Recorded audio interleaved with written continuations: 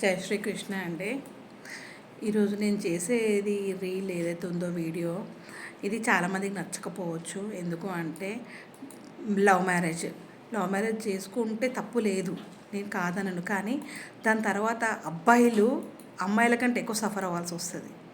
ఎందుకంటే ఒక రెస్పాన్సిబిలిటీ అయిపోతుంది. ఇన్ని రోజులు ఎట్లా బతికినా ఎవరు అడిగిన వాళ్ళు లేరు. కానీ ఒక రెస్పాన్సిబిలిటీ తలపైన వచ్చేస్తుంది. చూసుకునే వాళ్ళు ఎవరు ఉండరు.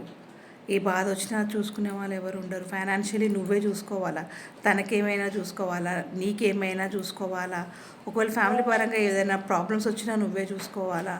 అంత హెడేక్ నీదే. ఆడది 3 పూటలు ఇంట్లో కూర్చొని అన్నం తింటే ఎవ్వరు ఏమీ అడగరు. కానీ మగాడు ఒక్కరోజు ఇంటికాడ ఉంటే వెళ్ళలేదా, డ్యూటీకి వెళ్ళలేదా అని అంటారు. సో మీరు ఎంత కష్టపడ్డా ఏం చేసినా కూడా అది గంగలో పోసినట్టే అయిపోతుంది. అందుకని అబ్బాయిలు మీరు కూడా చాలా జాగ్రత్తగా ఉండండి. అమ్మాయిలు పెళ్ళిళ్ళు చేసేసుకుంటారు, వస్తారు, మీ పైన ఉంటారు, మీ తలపైనే ఉంటారు.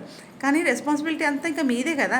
రూమ్ చూడాలి, గ్రాసరీ చూసుకోవాలి, జాబ్ చూసుకోవాలి, తనకేం కాకుండా చూసుకోవాలి. అంత రెస్పాన్సిబిలిటీ అబ్బాయిలపైనే ఉంటుంది.